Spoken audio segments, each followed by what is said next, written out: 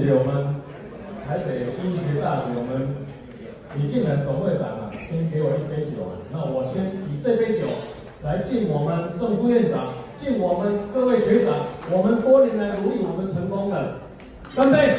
啊！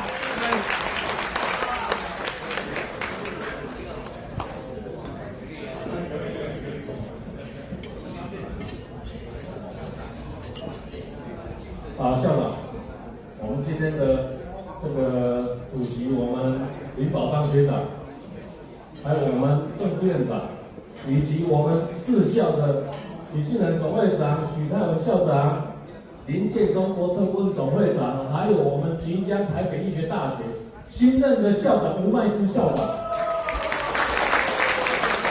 还有我们海洋大学许达金副校长，来自驾凭我们台北医学大学系统，我们台北科大争取建敌校地。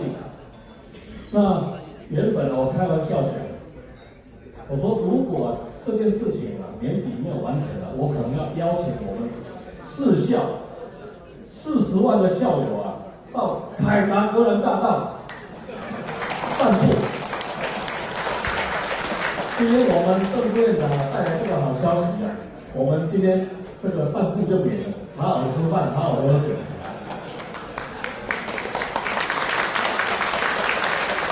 那我想我们郑副院长今天来跟我们告诉这个好消息，我觉得我们的政府真的做对了一个很好的事情。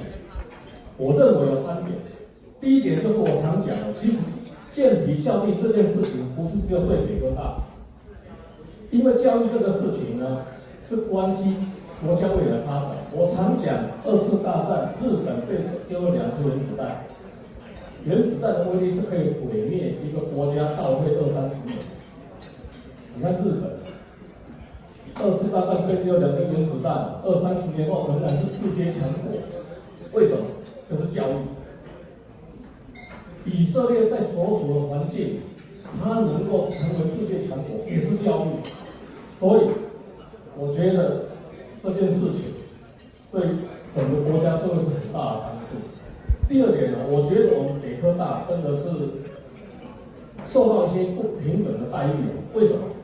刚我们副院长讲到这个高校深耕计划，我特别研究以外，我们超越了4中，是不是应该给我们校长？给我们这个郑副校长还有我们的师长一个掌声，也给我们自己的掌声。